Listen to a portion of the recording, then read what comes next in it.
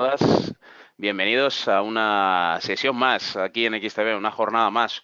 Otro día de apertura de mercados, 31 de octubre de 2019, un día que viene cargadito, como ya sabéis, por todos los anuncios que tuvimos ayer. Antes de nada, como siempre, sabéis que me gusta comprobar que todos me escucháis y me veis bien, bueno, por lo menos a mi pantalla, ¿verdad? Y veo ahí algunos mensajes de confirmación, efectivamente, ahí el compañero Javier Pinto, raudo como el rayo, fantástico. Bueno, pues sabiendo que ya está todo correcto, vamos a comenzar con la apertura de mercados. Hoy en sustitución de, bueno, ya sabéis, de nuestro mago junior de las finanzas, Darío García, ¿no?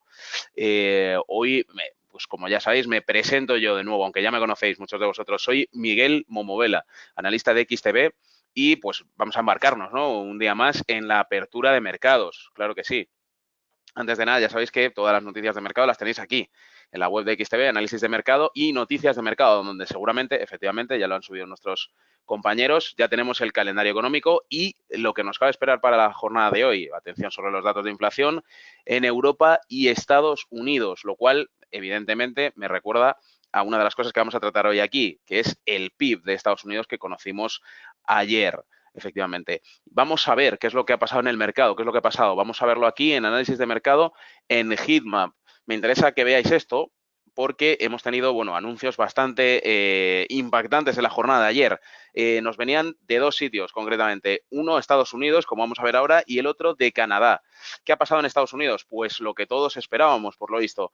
Jerome Powell, presidente de la Fed, anunció una nueva bajada de tipos de otros 25 puntos básicos que sitúa la tasa de interés en el tramo entre el 1.5 y el 1.75%. Recordemos esa frase que dijo el presidente de la Fed, el máximo dirigente de la Fed, en la que indicaba, transcribiendo literalmente el inglés, act as appropriate to sustain the expansion. ¿Qué significa esto? Que Jerome Powell quería hacer todo lo posible para mantener vivo este ciclo económico expansivo que, bueno, ya dura pues más de una década, ¿no? Algo insólito, lo nunca visto. Bueno, un poco en contraposición con lo que indicaba en esta frase, al final ha vuelto a bajar los tipos y situando, como decimos, en la barrera o la franja que ya hemos indicado, pues bueno, trabajando, ¿no? En esa suerte de alivio económico, ¿de acuerdo? Que es lo que se llama, o lo que ellos conocen como quantitative easing, ¿vale? Ese alivio económico que es ahora mismo tan necesario para la economía. Evidentemente, con esa sombra de la recesión a la vuelta de la esquina, entendemos que lo que pretende o desea Powell es que en el momento en el que llegue esa desaceleración, que todavía parece estar muy lejos, y sin embargo es una preocupación o continúa siendo una preocupación para los mercados, pues como se suele decir, ¿no? Que no nos pillen ropa interior, a ser posible, ¿no? Esto evidentemente tuvo su impacto directo, ¿verdad? Sobre el euro y el dólar, sobre el par euro-dólar, que lo veremos ahora a continuación. ¿De acuerdo? También en suma con esto, bueno, recordemos que pues hubo dos votos en contra de esta bajada. Por una parte, desde Kansas, Esther George, y por otra parte, viniendo desde Boston, Eric Rosengren. Fueron los dos principales detractores. A esta noticia hay que añadir los datos, en este caso, del PIB de Estados Unidos, actualizado al tercer trimestre de 2019, que caía desde el 2% previo hasta el 1.9%. Otra señal más de que en este sentido la desaceleración económica ya no es tanto una quimera, es decir, tenemos ahí digamos, un rally mixto, ¿no? Como diría nuestro compañero Darío García, en el que por una parte estamos viendo cómo los índices americanos siguen batiendo máximos, ¿no? Skyrocketing targets, como dirían los americanos, y sin embargo, pues estamos viendo otras señales, por otra parte, de debilitación, ¿no? De la economía. Vamos a verlo ahora, ya que hemos comenzado para que veáis un poco el mapa de divisas, vamos a verlo ahora en los índices. Pues bueno, vamos a ver efectivamente, por ejemplo, aquí tenéis el SP500 batiendo nuevos máximos, ¿verdad? Actualmente los 3.048 puntos, batiendo su último máximo, su última línea de resistencia estimada en 3.030, ¿de acuerdo? Y batiendo una vez más en contra de lo esperado, o bueno, en contra de lo que cabía esperar, batiendo una vez más, de acuerdo, de los últimos 5 días, todas las expectativas, subiendo un 0.75% y acercándose peligrosamente, digamos, al 1% de crecimiento. Seguido muy cerca por Nasdaq, el índice tecnológico, el índice por excelencia también de Estados Unidos, que ya traspasa la barrera de los 8.120 puntos a la apertura de mercado y sobre todo después de esa noticia de la Fed a las 7 de la tarde, teníamos ya un crecimiento por encima del 1%, reventando ese último máximo, ¿no? Esa última resistencia en 8.060 puntos y saltando o haciendo un salto de casi 65 puntos que nos lleva a los 8.125 actuales, cotizando por encima de las medias móviles a 50 y 200 sesiones. Y, pues bueno, con la línea de RSI, como ya veis, pues temblando, ¿no? En la barrera de los 70, en la barrera de sobrevaloración, y aún así continuamos apuntando a máximos históricos, nuevos máximos históricos. También en el caso del Dow Jones, el índice industrial, que tras ese pequeño recorte de la apertura de mercado en 27.150 puntos, vemos aquí como también la noticia de la Fed hacía mella sobre este índice y se veía un aumento del 0.60%, máximos que siguen, pues bueno, pulverizándose sesión tras sesión. Si bien, pues evidentemente, como hemos dicho, Pablo lo que busca es una suavización de ese ciclo económico expansivo que, pues en este sentido, no nos pille tan desprevenidos esa posible recesión. Vamos a ver ahora cómo abre los índices europeos. El DAX 30, como me estáis preguntando algunos, como es habitual, vamos a verlo, ¿no? Aquí en la apertura ya en 12.900, 12.902, con ese pequeño recorte, ¿verdad? En las velas de apertura. Vemos en el gráfico en horario, pues bueno, como la tendencia ha sido prácticamente alcista de manera consistente. Vemos aquí como lo confirmaba el cruce de medias móviles también a 50 y 200 sesiones. En este punto, como podéis ver aquí, como confirmaba ese patrón alcista. Esto, bueno, pues lo hemos tenido en la jornada pasada en el 11 de octubre. Y desde entonces hemos visto, pues bueno, cómo hemos crecido, cómo hemos aumentado esa cuota en, pues como veis aquí, un 6,35% a corto plazo. Evidentemente la tendencia continúa siendo alcista, dándole soporte el indicador RSI, que ahora mismo se encuentra en una zona, en un punto neutro, lo cual es buena noticia porque nos deja espacio para para un nuevo momentum, ¿no? De subida y que efectivamente, como vemos en el gráfico en diario, si cambiamos al gráfico en diario, le vamos a cambiar aquí, también se respalda esta visión en el medio plazo. Fijaos aquí cómo, pues efectivamente, en la segunda mitad del año se ha producido ese ascenso, ¿no? Ese crecimiento, si lo hablamos desde finales de agosto, por ejemplo, hasta la fecha actual. Esto estamos hablando de un crecimiento del 12.85%. La barrera de los 12.900, una de las barreras clave a superar, una de las barreras clave a, digamos, a atravesar para confirmar ese patrón alcista, efectivamente, pues nos indican que ese momentum continúa. ¿De acuerdo? También tenemos, pues bueno, en contraposición, al IBEX 35, ¿verdad? Que pierde los 9.300 puntos. Veíamos ayer cómo perdía esos 9.300 puntos. No se quedó muy lejos, sin embargo, al cierre de ayer, que cerró en torno a los 9.270. Hoy, a la apertura, en 9.250 aproximadamente, un poquito por debajo, peleando en esa barrera, ¿de acuerdo? Y pues situando, ¿no? El puntaje del IBEX en un nuevo intervalo entre 9.250 y 9.350. Recordemos que la barrera a superar en este caso era la de los 9.400 puntos. Esto se ve muy bien con una de las herramientas que tenemos aquí. ¿Dónde están los cambios tendenciales? En la herramienta fractales, ¿verdad? Como ya conoceréis.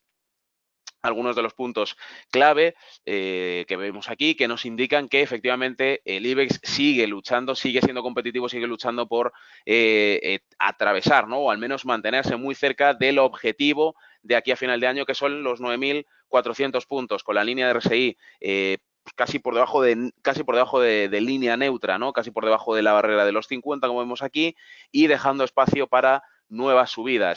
El IBEX en este sentido fue uno de los que peor progresión tuvo ayer, sumado también al índice portugués. En contraposición, los índices que mejor funcionaron fueron el índice italiano, como vemos aquí, que repunta y también a la apertura en 22.710 puntos, ganando ahí esa progresión con esos cambios tendenciales que nos indican los fractales y también cotizando por encima de las medias móviles, lo cual nos deja pues cierto espacio, ¿no? Para mantener ese momentum, para mantener esa subida en el gráfico en horario. Si analizamos con el gráfico en diario para ver una perspectiva mayor, también vemos que la tendencia en el medio largo plazo es alcista. Vemos aquí cómo efectivamente desde la segunda mitad del año, ¿verdad? Que trabajábamos en la barrera de los 19.700 puntos, hemos experimentado un repunte, una progresión alcista que nos ha llevado a un 15,20% de revalorización para el índice italiano, muy seguido de cerca por el CAC 40, el índice francés, otro de los índices por excelencia, que tras este pequeño recorte en la apertura de hoy, que lo lleva hasta los 5.760, vemos que también efectivamente continúa con su momento alcista, siendo otro de los que mejor progresión tuvo la jornada de ayer, ¿verdad? Y que, pues efectivamente, si analizamos en el gráfico en diario para ver la tendencia a medio y largo plazo, tiene pues una perspectiva bastante similar a la que vemos en el índice italiano, en el FTSE MIB. En el caso en el caso del índice francés, ¿de acuerdo? Partiendo de la base de, pues bueno, desde la segunda mitad de año hemos visto una tendencia, ¿no? También alcista, en este caso, del 10,60% de revalorización positiva, ¿de acuerdo? También en otro índice de factores analizábamos en seminarios anteriores el índice chino, sobre todo a raíz de los últimos eventos y de las últimas conversaciones comerciales. Fijaos aquí, en este caso el índice chino no ha salido tan bien parado, ya que desde principios de 2018 hasta la fecha actual, fijaos la caída que ha experimentado y cómo ha perjudicado, digamos, pues bueno, al gigante asiático, ¿no? A ese gigante dormido, cómo le ha perjudicado esta disputa comercial con Estados Unidos, un 24,50% abajo desde principios de 2018. Evidentemente, esto en el gráfico en diario hemos visto algunos tramos en los que pues, la cotización ha experimentado, digamos, pues un ciclo más relajado, un ciclo más lateral, como podemos ver aquí en este tramo entre junio de 2018 y diciembre de 2018, la segunda mitad del año pasado, y veíamos cómo pese a sus inicios, ¿no? en 2019, partiendo de los 9.820 puntos, cómo llegaba a límites de 11.850, con ese 20% arriba de revalorización, y cómo desde abril de 2019 se empezaba a producir ese pequeño debacle, esa caída que pues supuso un recorte del 10,30% hasta los 10.540 puntos actuales. A la espera de conocer las cifras exactas, las cifras concretas acerca de cómo se va a desempeñar, cómo se va a desarrollar pues ese acuerdo comercial, ¿no? Ese, podríamos llamarlo ya el episodio 7, ¿no? de la Guerra de las Galaxias, cómo se va a cerrar este episodio comercial, este siguiente episodio comercial entre Estados Unidos y China, y cómo van a afectar esas medidas arancelarias una vez estén ya ajustadas a la economía y al comercio del gigante asiático. Vamos a ver también cómo han ido las divisas. Vemos aquí al euro dólar, fijaos aquí cómo se evidenció, ¿no? Después de la jornada de ayer, de esa impactante noticia de la Fed, cómo partíamos del nivel de 1,1115, perdón, y aumentábamos, ¿no? Hasta pues la barrera prácticamente del 1,1168, casi 1,1170, un crecimiento del 0,5% en el cortísimo plazo, poco después del anuncio de Jerome Powell de esa bajada de tipos. Hoy abrimos un poquito por debajo en 1,1165, ese pequeño recorte, ¿de acuerdo? En este caso, pues prácticamente inocuo, que sitúa el valor de la divisa cada vez más lejos, evidentemente, de sus últimas resistencias. La más cercana que tenemos aquí, que fue atravesada al alza ayer en 1,1130. ¿De acuerdo? Algo muy similar pasaba con el dólar versus el dólar canadiense. Ya sabéis que ayer tuvimos los datos que nos venían directamente desde Canadá, ¿de acuerdo? Con ese anuncio del Banco Central de Canadá en el que mantuvieron los tipos de interés en la frontera del 1,75%, una medida que ha sido, digamos, adoptada desde el pasado 24 de octubre de 2018. Desde entonces no hemos visto alterarse esta barrera de tipos.